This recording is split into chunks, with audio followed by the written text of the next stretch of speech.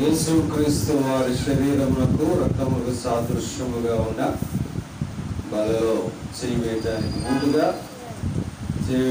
ముందుగా మనం కొన్ని దేవుని మాటలు మనము మరి ధ్యానించుకొని మనం యోగ్యముగా ఆయన బలలో చేయవేద్దాం. దేవుని మాటలు ధ్యానించుకొని యోగ్యముగా ఆయన బలలో చేయవేద్దాం. చూడండి, అపోస్తలుడు పౌలు గారు ఎఫెసీ సంఘానికి రాసిన పత్రిక 4వ అధ్యాయం 32వ వచనం.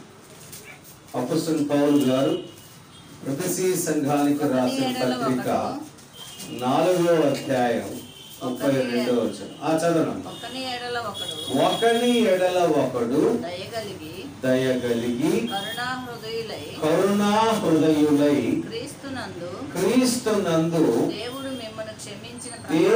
మిమ్మును క్షమించిన ప్రకారము మీరును ఒకరినొకరు క్షమించుడి. చిన్న ప్రార్థన చేసుకున్నాం దేవుని సహాయం కొరకే. చిన్న ప్రార్థన. పరిశుద్ధమైన తండ్రి, అద్భుతమైన దేవా మీకు వందనాలు. ఆశ్చర్యకరుడైన దేవా మీకు వందనాలు. ఈ శరీర రక్తానికి సాదృశ్య బలలో చేయడానికి ముందుగా మమ్మల్ని మేము సరిచేసుకొని పరిశుద్ధపరుచుకొని యోగ్యంగా బలలో చేయటానికి మీరు ఇచ్చిన లేఖన భాగం ద్వారా మీరు మాతో మాట్లాడండి అయ్యా. మేము సరిచేసుకునే మనసును మాకు దయచేయండి, హృదయాన్ని దయచేయండి. ఇది సహాయం చేయమని ప్రత్యేక అయోగ్యుడైన నన్ను ఈ సిలువ చాటు మరుగుపరుచుకొని ప్రభువా మీరే మాట్లాడమని, మీ మాటలు నా నోట్లో ఉంచి మీ ఆత్మతో అభిషేకించి మీరు మాట్లాడమని యేసుక్రీస్తు వారి పరిశుద్ధమైన నామంలో ఈ మనవి చేస్తూ ఉన్నాము తండ్రి. ఆమేన్. దేవుని బిడ్డలారా, ఉదయము ప్రార్థన చేస్తా ఉంటే దేవుడు నాకు క్షమించటం గురించి నువ్వు మాట్లాడాలి అని చెప్పాడు. ఎందుకు ప్రభువా అని అన్నాను. కొంతమంది ఈ ప్రపంచంలో ఉన్న కొంతమంది మనశ్శాంతి లేకుండా ఉన్నారు. ఆ మనశ్శాంతి లేకపోవడానికి కారణం ఏంటంటే క్షమించకపోవడమే అని మాట్లాడాడు. The primary characteristic feature of a true Christian is forgiveness. Forgiveness లేకపోతే క్రైస్తవ్యమే లేదు. క్షమించటం అనేది లేకపోతే క్రైస్తవ్యమే లేదు. నువ్వు ఎన్ని సంవత్సరాలు విశ్వాసిగా ఉన్నా నీ బ్రతుకు మారదు. నీ బ్రతుకు అట్టే ఉంటుంది, ఎప్పుడు అలానే ఉంటుంది. వింటావు వెళ్తావు, బ్రతుకు మారదు. వెన్ సర్కమ్స్టెన్సెస్ డిమాండెడ్, ఇది చాలా ప్రాముఖ్యమైన విషయం నా ప్రియమైన సహోదరి సహోదరుల. పరిస్థితులు వచ్చినప్పుడు నీ క్రైస్తవ్యం బయటికి రావాలా. నేను భలే గొప్ప క్రైస్తవుడు అండి, నేను గొప్ప విశ్వాసిని. ఎప్పుడు తెలుస్తుంది అది? చెప్పండి, ఎప్పుడు తెలుస్తుంది? నీ క్రైస్తవం ఎప్పుడు తెలుస్తుంది? పరిస్థితులు వచ్చినప్పుడు నీవు అలా ప్రవర్తిస్తే. అందుకని పౌలు గారు ఈ సంఘానికి మాట్లాడుతున్నాడు. చూడండి, మీరు ఒకని ఎడల ఒకడు దయగలిగి కరుణా హృదయులై క్రీస్తునందు దేవుడు మిమ్మును క్షమించిన ప్రకారము మీరును ఒకరినొకరు క్షమించుడి. దేవుడు మనల్ని క్షమించడానికి కారణం ఏంటండి? చెప్పండి. మనం నీతిమంతులమనే, ధనవంతులమనే, లేకపోతే బాప్తిసం తీసుకున్నామనే, లేకపోతే రక్షణ పొందామనే? ఎందుకు క్షమించాడు కదా? ఆయన రూపములో మనల్ని సృష్టించుకున్నాడు. కాబట్టి దేవుడు మనం క్షమించాడు. చూడండి 103వ కీర్తన 3వ అధ్యాయం చదువుదాం. 3వ వచనం 103వ కీర్తన. ఆయన నీ దోషములన్నిటినీ క్షమించువాడు. చూసారా ఇక్కడ? నీ దోషములన్నిటినీ అంటే he knows that we are all culprits.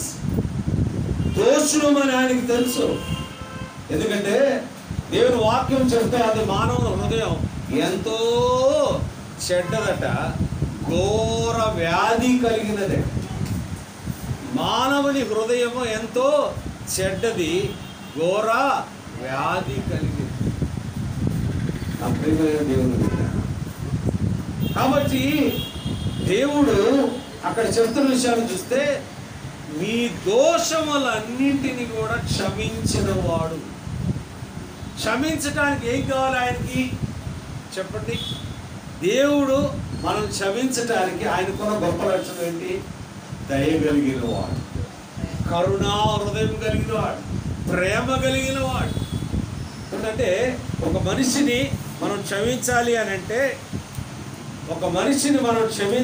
అంటే, నా ప్రియమైన దేవుని బిడ్డలారా, ఇక్కడ దేవుడు మనకు చెప్తుంది ఏంటంటే దయ కావాలి, జాలి హృదయం కావాలి, ప్రేమ హృదయం కావాలి, కరుణ హృదయం కావాలి. నిజంగా గొప్ప విషయం ఏంటంటే దేవుడు ఇటువంటి నన్ను కూడా క్షమిస్తాడా? క్షమించాడు కాబట్టి ఈరోజు మనం ఇక్కడ ఉన్నాం. ఇటువంటి రోత, భయంకరమైన హృదయం, భయంకరమైన ఆలోచనలు కలిగి మరి ఉన్నా కానీ దేవుడు మనల్ని క్షమించాడు. ఆయన ఎవరు? క్షమాపణకర్త. ఆయన ఎవరు? కరుణామయుడు. ఆయన ఎవరు? దయ కలిగిన వాడు. ఆయన ఎవడు? జాలి కలిగిన వాడు. ఆయన ఎవడు? ప్రేమ కలిగిన వాడు. నా ప్రియుల, ఇక్కడ మనం నేర్చుకోవాల్సింది ఏంటంటే దేవుడు క్షమాపణ హృదయం కలిగిన వాడు. ఆయన ఏం చెప్తున్నాడంటే, as I forgive you have to forgive your brothers. నేను ఎలాగైతే చూడండి ఇక్కడ చూస్తే ఒకని ఎడల ఒకడు దయగలిగి కరుణా హృదయులై దేవుడు మిమ్మును క్షమించిన ప్రకారము.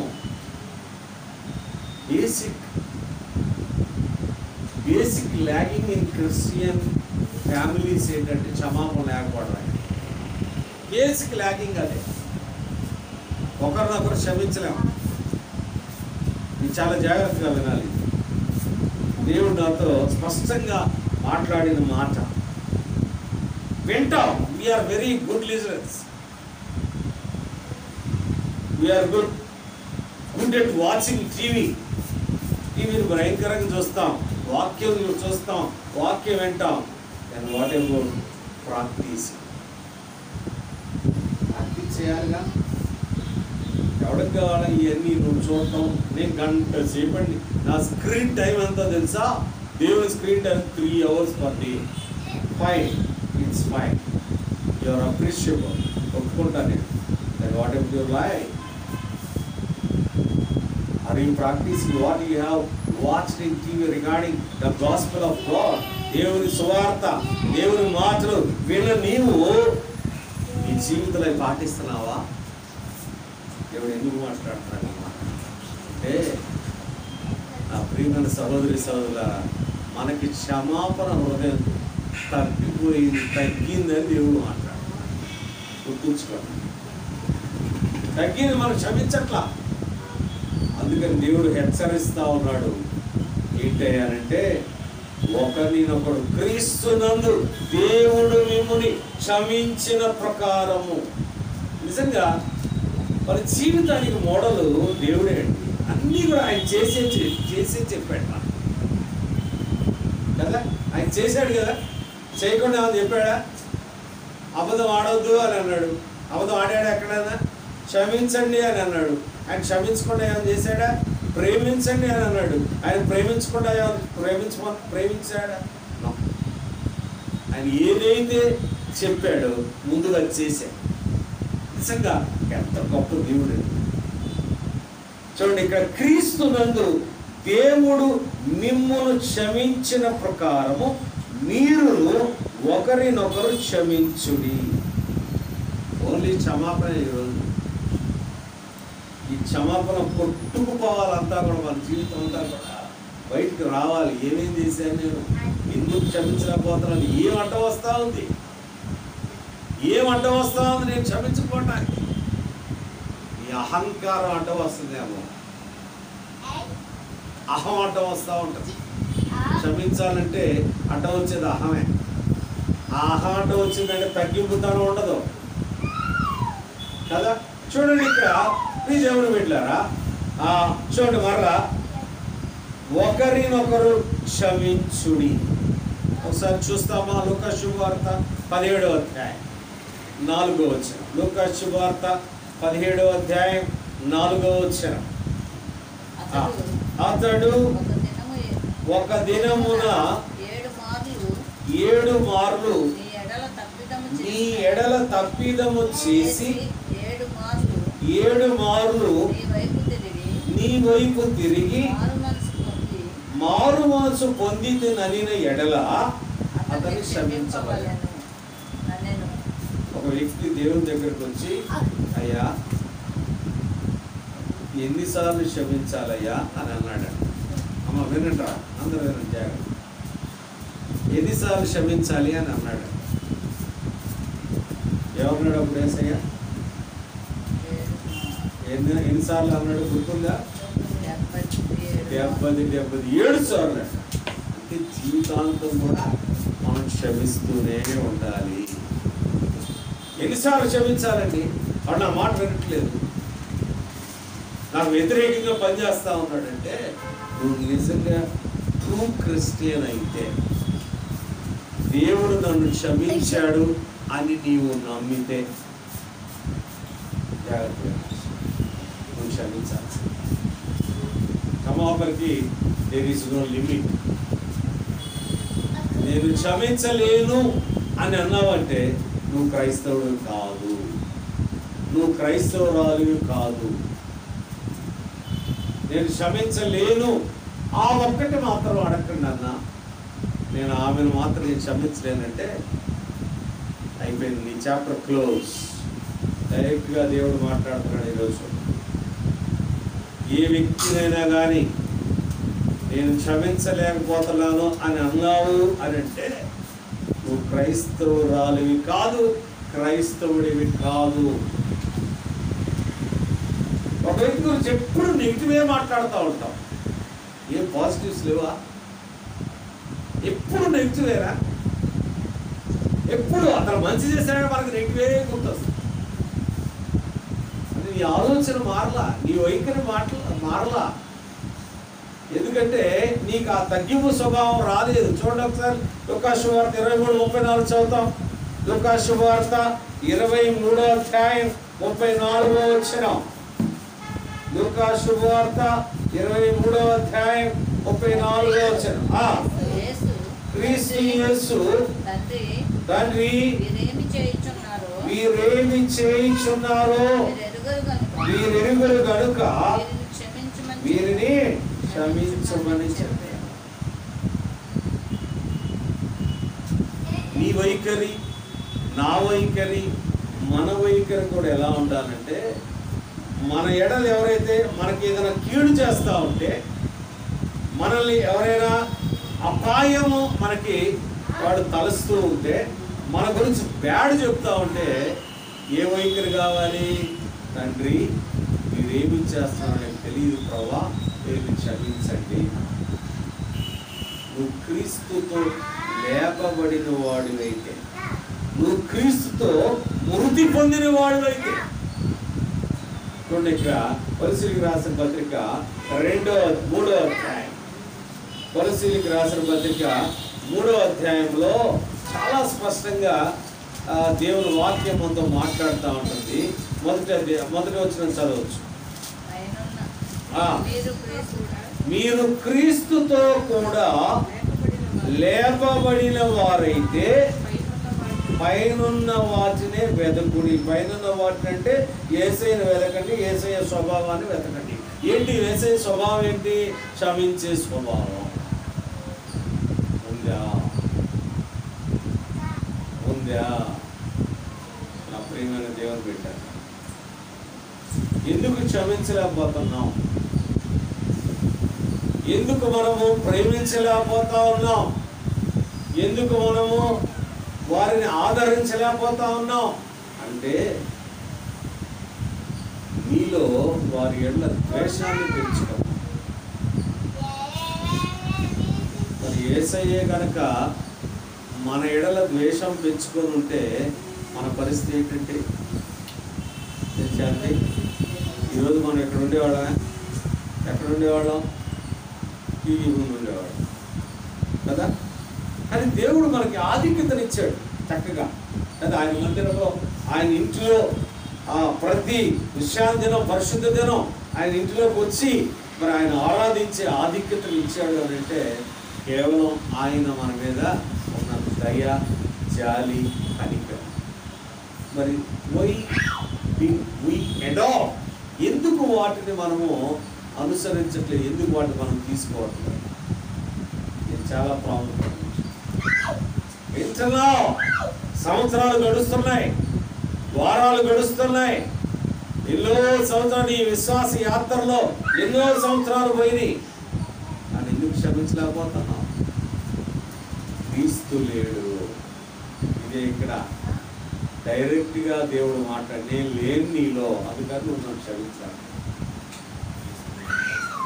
క్రీస్తు లేని క్రైస్తవుడు, క్రీస్తు లేని క్రైస్తవ సంఘాలు, క్రీస్తు లేని ప్రార్థన, చూసారా? కాబట్టి ఈరోజు ఏవి మనకు అడ్డం వస్తా ఉన్నాయి? నేను లైవ్ ఎగ్జాంపుల్స్ కూడా చెప్పేసి నేను ముగించేస్తాను. క్షమాపణకు సంబంధించి మీరు గమనిస్తే రీసెంట్గా జరిగిన ఆ ప్రవీణ్ పగడాల ఉదంతరం, ఆ అమ్మాయి జెసికా ఎంత చక్కగా మాట్లాడిందంటే, దయచేసి మీరు దీన్ని ఇష్యూ చేయొద్దు, మేము అది క్షమించేసాం, కానీ దేవుడు న్యాయం చేస్తాడు అని. దేవుడు న్యాయవంతుడు, ఆయన న్యాయం చేస్తాడు. ఒక భర్తని కోల్పోయి, పరిచర్యను కోల్పోయి, ఒక సడన్ డిటాచ్మెంట్, జాగ్రత్తగా అప్పటి వరకు ఉండి సడన్గా ఒక వ్యక్తి మనకు దూరం అయితే ఎలా ఉంటుంది చెప్పండి? భయంకరమైన పరిస్థితి. ఎందుకంటే రోజున నేను ఒక కుటుంబం దగ్గరికి వెళ్ళాను. వాళ్ళ బాబుని దేవుడు మహిమలో కూర్చుకున్నాడు. చిన్న బాబు, 17 సంవత్సరాలు. ఎంత దుఃఖంలో ఉన్నారంటే అంత దుఃఖం. వాళ్ళు నోరు తెరిస్తే దుఃఖమే, మాట్లాడటం కూడా దుఃఖమే. అప్పుడు మీరు దేవుని పెట్టారా? అది ఒకటే, అది దేవుని చిత్తం, అది దేవుని ప్రణాళిక. దేవుడు మాట్లాడాడట, నా సృష్టికర్త నేను తీసుకోకూడదా నా బిడ్డని అన్నాడు. గాడ్, మాకు ఏ యోగ్యత ఉందండి? ఏ యోగ్యత ఉంది చెప్పండి? అక్కడ ఉన్నవాళ్ళని మీరు ఇలా చేయడం, ఇలా అయింది అని వేరే వాళ్ళు అంటే, అయ్యా పాస్టర్ గారిని కానీ అక్కడ వారిని మాత్రం మీరు ఏమనొద్దు, వాళ్ళకేం సంబంధం లేదు అని అక్కడ ఉన్న వాళ్ళని వాళ్ళు ఆ క్షమించిన హృదయంతో వారు మాట్లాడే మాటలు చూస్తే నాకు ఆశ్చర్యం.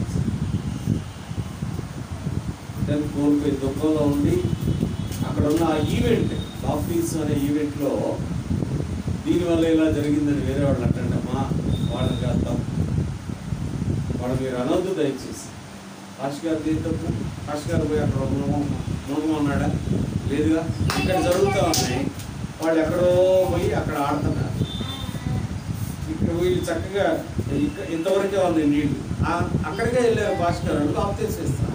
వీళ్ళు ఎక్కడికో దూరం వెళ్ళిపోయి అవి ఏంటంటే ఇసుక తీశారట. ఆ పెద్ద గోయి ఉంది, ఆ గొయ్యిలోకి వెళ్ళగానే చూడకుండా లాకెళ్ళి అని వాళ్ళు అన్న మాటను చూస్తే వాళ్ళకి సంబంధం లేదు. అంటే ఆ క్షమించే హృదయం రావాలి. ఇది చాలా బాగుంది. ఒకటి చెప్పేది ఏంటంటే, దేవుడు తనను హింసించిన, తనను బాధ పెట్టిన, తనను చంపడానికి ఆ కార్యక్రమంలో పాల్గొన్న ప్రతి ఒక్కరిని కూడా క్షమించాడు. నువ్వేందుకు క్షమించలేకపోతాం? తండ్రి, మీరేమి చేయించున్నారో మీరెరుగురు కనుక వీరిని క్షమించు. తండ్రి, మీరేమి చేయించున్నారో మీరు ఎరుగురు కనుక వీరిని క్షమించాలి. నీకు రావాలి కదా, అనుభవం వస్తుందా? అదే ఆ అనుభవంలో మనం జీవించాలి. అప్పుడే మనం క్షమిస్తాం. క్షమించాలి అని అంటే మొట్టమొదటిగా నా ప్రియమైన దేవుని బిడ్డలారా, వాళ్ళని మనం ప్రేమించాలి. ప్రేమించకుండా మనం క్షమించాలి. అందుకని దేవుడు ఏమంటాడంటే, as you love one another as you love thyself. నిన్ను నువ్వు ప్రేమించుకున్నట్లుగా ఇతరులను ప్రేమించు. అప్పుడే వాళ్ళని క్షమిస్తాం. లేకపోతే క్షమించడం. ప్రియమైన దేవుని బిడ్డ, క్షమించలేకపోతున్నావు అనంటే నువ్వు ఎవరికి బిడ్డవి? ఆ అపవాదికి బిడ్డవి. తప్పులు ఎవరు చేయరు? ఎవరు ఉన్నారు తప్పులు చేయని వాళ్ళు? రోమీయులకు రాసిన పత్రిక 8వ అధ్యాయం. రోమీయులకు రాసిన పత్రిక 8వ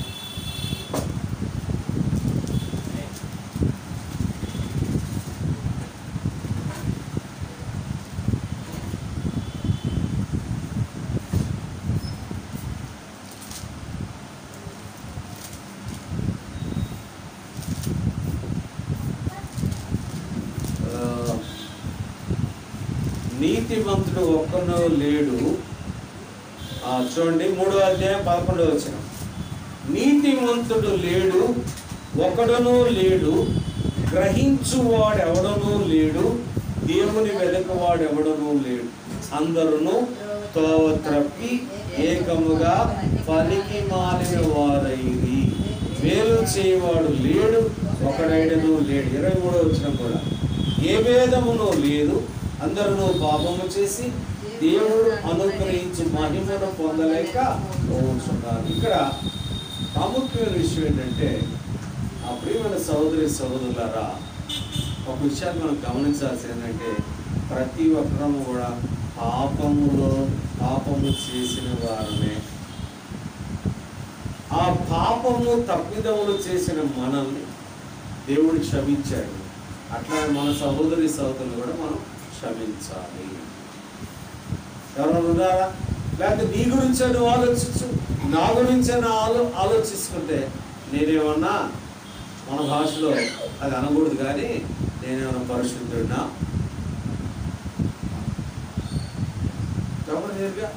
పరిశుద్ధులు ఎవరైనా ఉన్నారా? కానీ పరిశుద్ధతలో ఉండటానికి దేవుడు మనకి ఆ కృపనిచ్చాడు.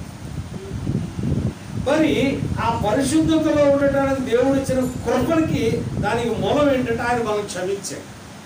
మన పాపాలను క్షమించాడు, మన ప్రవర్తన క్షమించాడు, మన ఆలోచనలు క్షమించాడు. చెడ్డ ఆలోచన క్షమించి ఏం చేశాడు? మనల్ని పరిశుద్ధులుగా చేశాడు. మరి నీ ఎడల నీ సహోదరుడు లేదా నీ పొరుగువాడు తప్పు చేస్తే మనం క్షమించాలి కదా.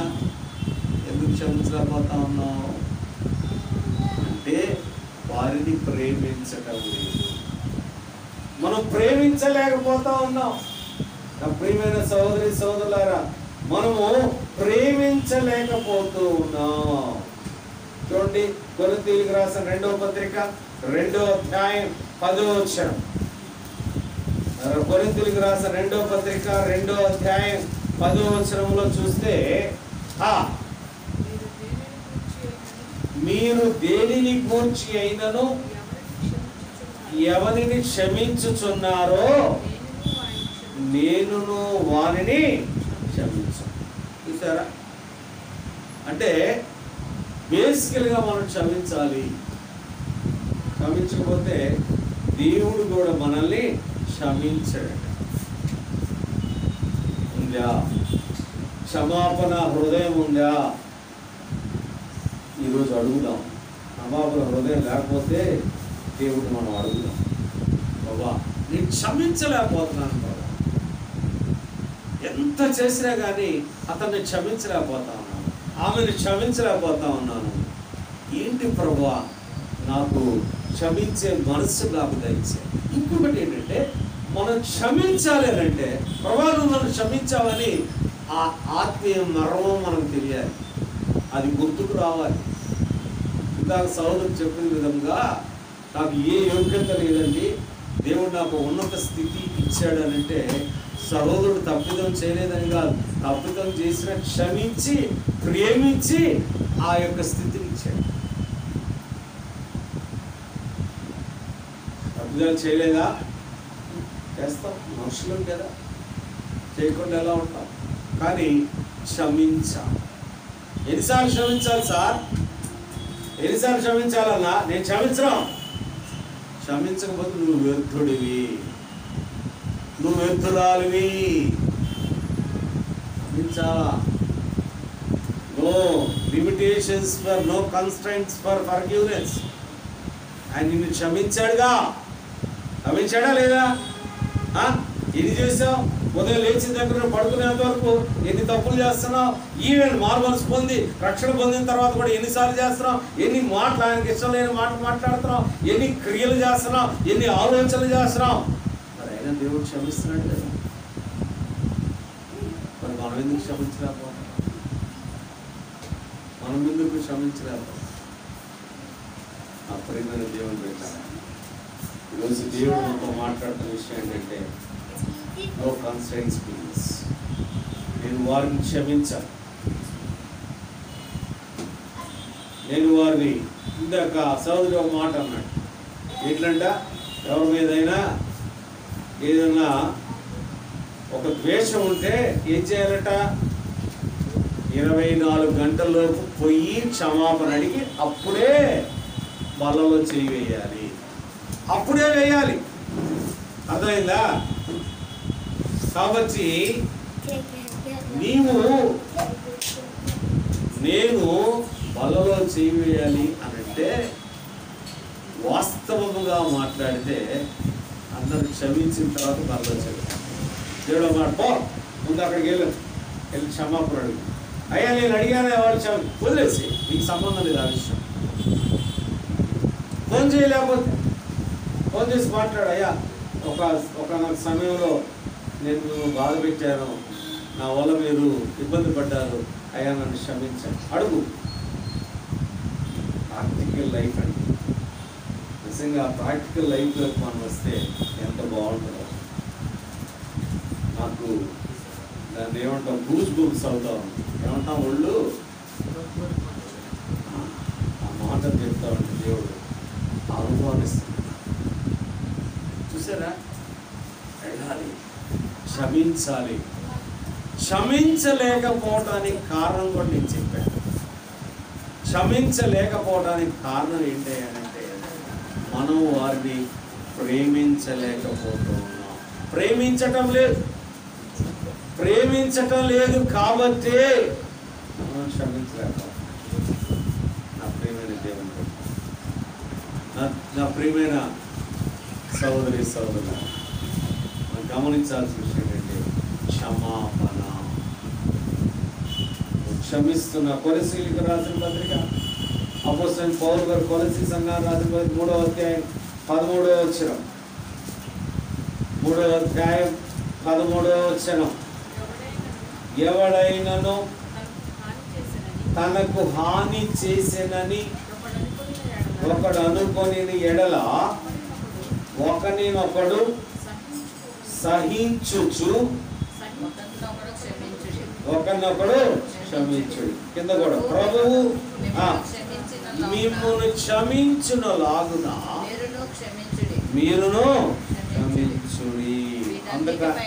అంతకంటే ముందుగా 13లో అసలు ఏం కావాలో ఆ మాట అన్నాడు. చూడండి ఒకసారి. కాగా 13, 12 చదవండి అమ్మ. కాగా దేవుని చేత ఏర్పరచబడిన వారును పరిశుద్ధులను ప్రియులైన వారికి తగినట్టు మీరు జాలి కలిగే మనస్సును, దయాళుత్వమును, వినయమును, సాత్వికమును, దీర్ఘశాంతమును ధరించుకొనుడి. నువ్వు క్షమించాలంటే ఉండవలసిన లక్షణాలు ఇవి. నువ్వు క్షమించాలంటే నీకు ఉండవలసిన లక్షణాలు ఇవి. లేకపోతే క్షమించాలి. ఇంకొంచెం లోతుగా మనం ఆలోచిస్తే, క్షమించాలంటే మనం ప్రేమించాలి. మనం ప్రేమించాలంటే ఇంకొకటి కావాలండి. ఏంటని చెప్పండి. మనం ఒకళ్ళు ప్రేమించాలంటే ఒకటి కావాలి. ఏంటది? ఓకే, ఇంకా ఇంకోటి కావాలి. ఇంకా ఇంకొకటి కావాలి. ఏంటది? మనం తగ్గించుకోవాలి. తగ్గించుకోకపోతే ప్రేమించాలి. నేను అనంటే వారిని మనం ప్రేమించాలి. మనము అనంటే ప్రేమిస్తాం. నేను అనంటే ప్రేమించలేము. నేను, నా అనంటే దాని ఇంగ్లీష్ మనం ఏంటంటే ఈగోయిస్టిక్ నేచర్ అంటాం. అహం అన్నమాట. అహం ఉంటే నువ్వు ఎవరిని ప్రేమించవు. అది సేమ్ వే నీ దగ్గర కూడా ఎవడు రాడు.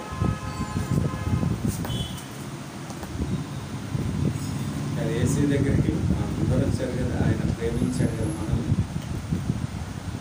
ఏ యోగ్యత లేని విధులను దేవుడు ప్రేమించి, ఆయన తగ్గించుకొని, ప్రేమించి, క్షమించి మన కోసం చనిపోయాడు. మనం ఒకళ్ళ గురించి చనిపోయి నేను చెప్పట్లేదు. దేవుడు క్షమించమని చెప్తాను. అలా చదువుదాం. అది 13వ వచనం. ఎవడైనను తనకు హాని చేసినని ఒకడు అనుకుని ఎడల ఒకరినొకడు సహించుచు ఒకరినొకరు సహించాలట. ఇప్పుడు ఫర్ ఎగ్జాంపుల్ భార్యాభర్తలు ఉన్నారు అనుకో. భార్య చెప్పిన మాట వినట్లా, భర్త చెప్పిన మాట వినట్లా. ఏం చేయాలి వాళ్ళిద్దరు? చెప్పండి. ముందు సహించాలంటే ఏం చేయాలి? నా భార్య కదా నన్ను అన్నది, నా భార్య కదా ఇలా ప్రవర్తిస్తుంది, నా ఎముకలో ఒక ఎముక కదా, నా శరీరంలో ఒక భాగం కదా, నా జీవితంలో ఒక భాగం కదా అని ఏం చేయాలి? ఆ బిడ్డను ప్రేమించాలి. అట్లానే భార్య కూడా ఏం చేయాలి? నా భర్తే కదా అన్నది, ఎవరు ఉన్నారన్నది. ఇక దేవుడు ఏమన్నాడు? వేరే వాళ్ళు అన్నా కానీ క్షమించమంటున్నాడు. మరి నీ భార్యని, నీ భర్తని నువ్వు క్షమించకూడదు, పక్కన వాళ్ళు ఏం క్షమిస్తారండి? ఏమంటే క్షమిస్తారా? సోమా గారు క్షమిస్తారా? అక్కడ క్షమించలేదు. ఎవరు క్షమించాలి? భార్యాభర్తలు, కుటుంబ సభ్యులు క్షమించుకోవాలి. ప్రాక్టికల్ అండి, చాలా ప్రాక్టికల్. మన కుటుంబాల్లో, మన జీవితాల్లో ప్రశాంతత లేకపోవడానికి కారణం ఏంటంటే అదే పట్టుకుంటాం. ఆయన అది చేసాడు, ఆమె అది చేసింది. చేయడం ఎవరండి? ఉన్నారన్నా? ఒక ఆయన తప్ప అందరు చేసిన లేదా? విషపు చేయలేదా?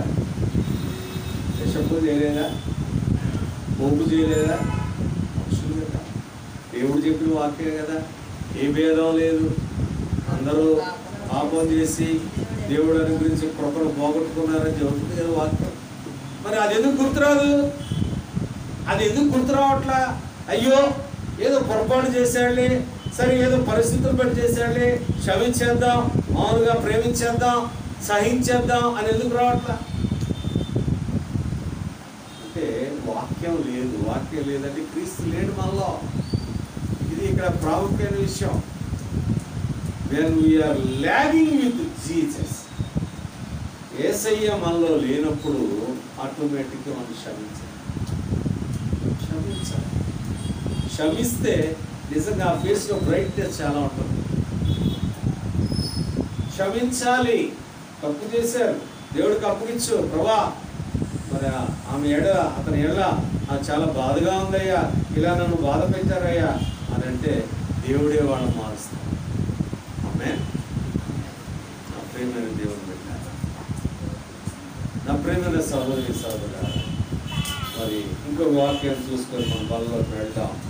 దేవుడు చెప్తున్న విషయాన్ని మనం గమనిస్తే ఒకసారి చూస్తాం. లూకా శుభవార్త 11వ అధ్యాయం 4వ వచనం. మేము మాకిచ్చి ఉన్న ప్రతి వానిని క్షమించుచున్నాము గనుక మా పాపములను క్షమించుము, మమ్మల్ని శోధనలోకి తీయకుము అని పలుకుడని వారితో చెప్పాను. క్షమాపణ గురించి ఆయన ప్రార్థనలో కూడా గుర్తుందా మీకు? ప్రార్థన చూస్తామా? చూడండి, మత్తయి శుభవార్త 6వ అధ్యాయం అనుకుంటారు ఆయన ప్రార్థన. మత్తయి శుభవార్త 6వ అధ్యాయం కిందకి 12వ వచనానికి. మా రుణస్థులను మేము క్షమించి ఉన్న ప్రకారము క్షమింపుము. 14వ వచనం. మనుష్యుల అపరాధములను మీరు క్షమించిన ఎడల మీ పరలోకపు తండ్రి మీ అపరాధములను క్షమించు. కాబట్టి దేవుడు మనతో మాట్లాడుతున్న విషయం ఏంటంటే ఫర్గివ్నెస్.